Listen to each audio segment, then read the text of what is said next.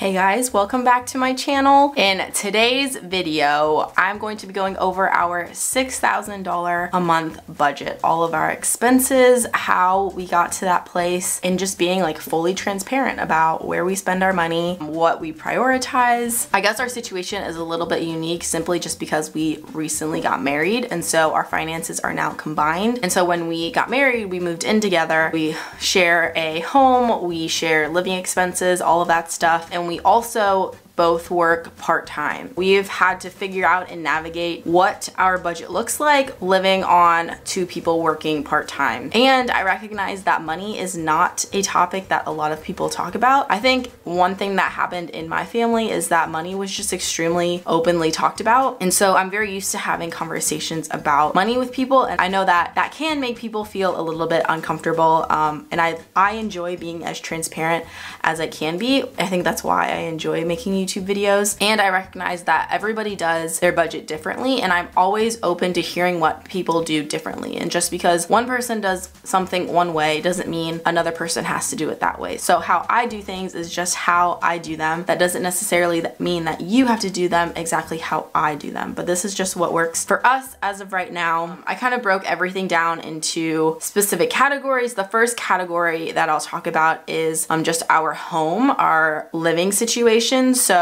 to give some background, I purchased this home in September 2020, right when interest rates were super low, like 6 months into COVID. I got this house. It is fairly cheap for what we have in the area that we live in, just because we just got a really good deal. Yes, at the time there were a lot of increase in home prices going on because there were such low interest rates, but I ended up getting this house for exactly what it was worth, so I didn't overpay for it. That being said, it is a 2-bedroom, 1.5 bath townhome. It is a little bit over 1,000 square feet, and the mortgage for the house is about $1,250. So that includes interest and principal. So on top of my mortgage, I pay towards my escrow. So what escrow is the money I pay to my loan company, which includes my property tax and also my PMI, so my private mortgage insurance. So I pay about $540 monthly towards that, which they collect that money, and then every 6 months they pay towards my property taxes. Once I hit 20% equity in the home, I'm able to then manage the property tax and I don't have to pay PMI anymore. So I'm slowly reaching that 20%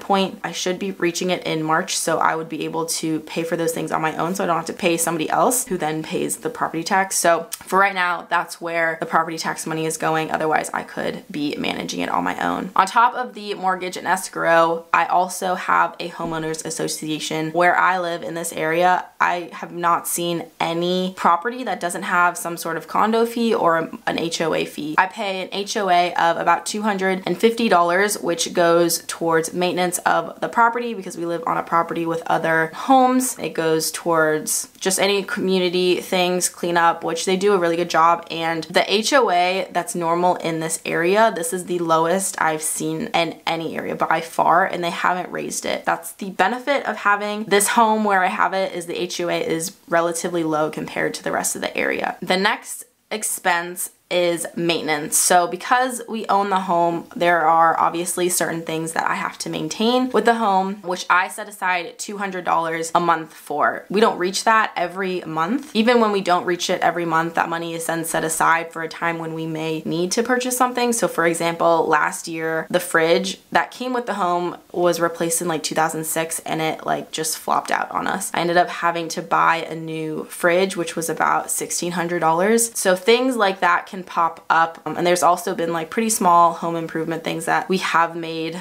in the home, and so that all of that money comes from like this lump sum. The next expense that I have towards the home is electricity. Electricity is the only utility that I'm responsible for on this property, and I allocate about $100 a month for it. That fluctuates a lot depending on what month it is, how much we are here for. If we're not here and we don't have the air conditioning on or we keep the heat off, the electricity can be pretty low, but every month I allocate about $100, but I don't always reach it, and sometimes I go over. The last thing in the home budget arena is internet. So I pay about $40 for internet. It was like the cheapest internet I could get. I did it so that I had paperless billing so that I saved $10 off per month. It works for us. We don't work from home, so we don't need anything super fast. We do some Zoom meetings, but it's been working for us. So the total for all of our expenses for our home and living situation is about $23.80 a month.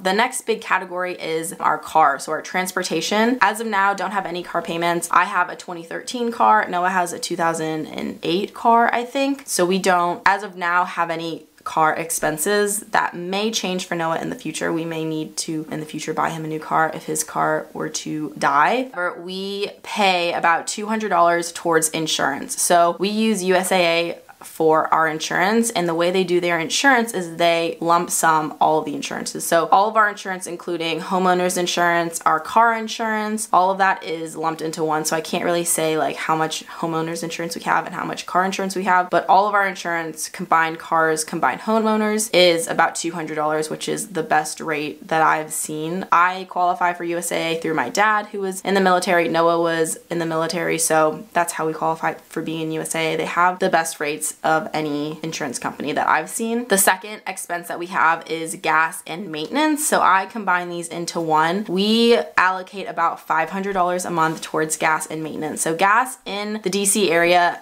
got really expensive in the last few months. First of all, Noah has a gas guzzler of a car, so he fills up his tank more, not even more than I do. We both probably fill up our tank maybe like once a week, and we try to always go to Costco to fill up our tank because it is by far the cheapest, but the closest Costco to us is pretty far away. Both of us drive decent amounts for our jobs, so that is why we have a good chunk of money towards gas and maintenance. We don't usually have a ton of things to do with our cars in terms of maintenance, at least not as of recently, so that's been good. The last expense we have is just like an other lump sum. So I put Uber, metros, or parking for this category because usually throughout the month we have like random expenses. Like on occasion we'll Uber to the airport. We sometimes take the metro. More often than not, we are paying for parking somewhere in DC or somewhere in the area. So we allocate about $50 towards that. So the total for all of our car expenses is about $750. Now we're going into our living expenses. So these are the things that are probably a little bit more, we can fluctuate. The first expense that we have are groceries and home purchases. I lumped them together, so that includes like cleaning supplies. Our weekly grocery expenses is about $500. So I think I've gotten to the point where I eat more based on like a budget-friendly diet, as opposed to I used to be very into being very regiment about how much protein I was intaking and tracking all of my macros, and I've since steered away towards that, not just because of the money aspect, but just because it wasn't healthy for my body to be tracking everything so much. But Noah does eat a lot more than I do, so we do have to have like a decent amount of food. With inflation, there's been a lot of increase in food prices, especially with meats and stuff, and so we have had to increase our food budget some. However, when we first got married, that budget was well over $800. It was insane, and we've had to cut back in a lot of ways and be a lot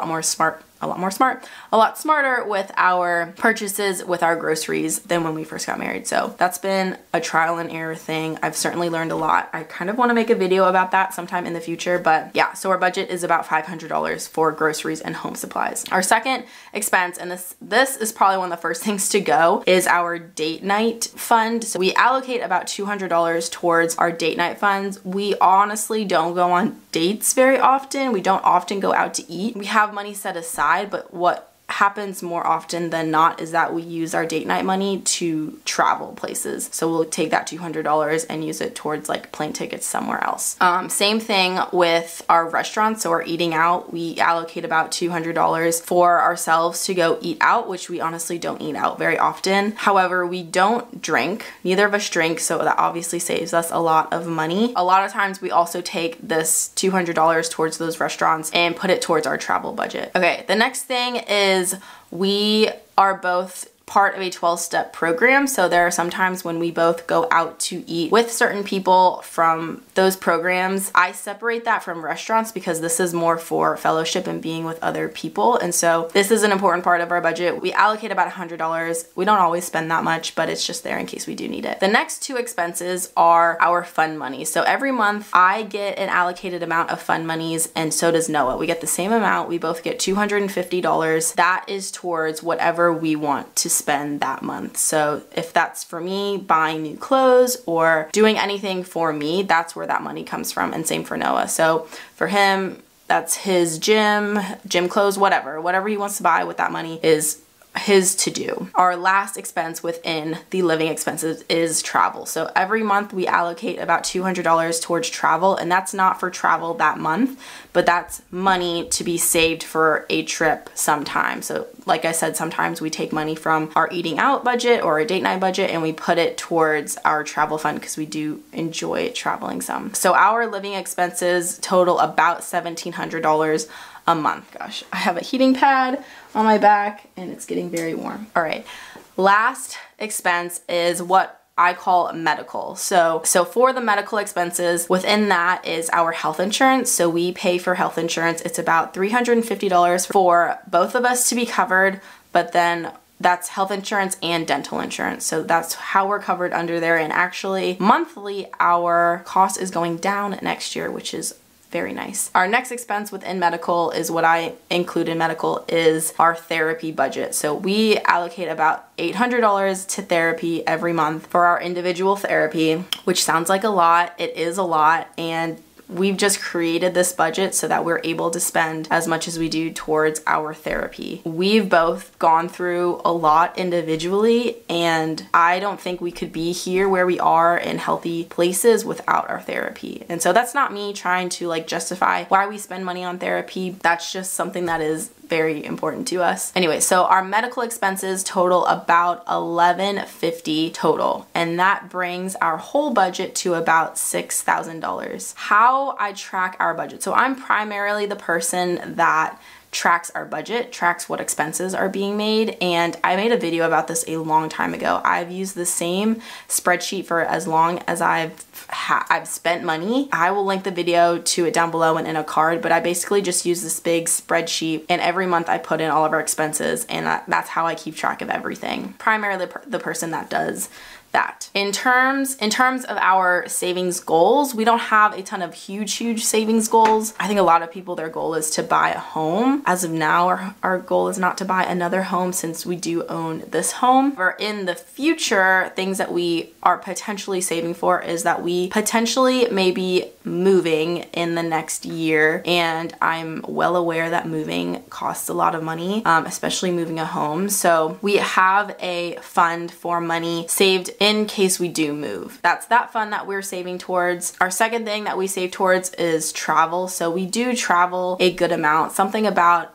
us and our traveling is that we are paid hourly. So if we're not working, then we are not being paid. So we have to balance that out of how much do we want to travel versus how much are we not working and therefore aren't making any money. We travel some obviously to visit our family. The holidays are coming up, so we're going to visit our family, and so we do save for trips. Just being in this area and in this season of life, we don't have kids, so we are able to travel and just enjoy spending time together. The last thing that we generally save towards are therapy and conferences. So we have collectively spent well over $12,000 in therapy, going to workshops, and that is probably the best money I've ever spent. So we often do go to different workshops with licensed therapists, and for that we do often have to travel and then pay for the retreat and then pay for the workshop and then pay for our hotel there. We're actually going this week to one, and so we budget for that. That's probably the biggest thing that we save for, is saving for those things other than saving for our like retirement and just normal investments. So what I'm not including in this budget is how much we save towards like our retirement, towards our investments. That's a whole other category. That's a whole other thing that I could probably do another video about. I also have said how I play very competitive golf. So I'm often traveling for golf. I I'm not including my traveling expenses.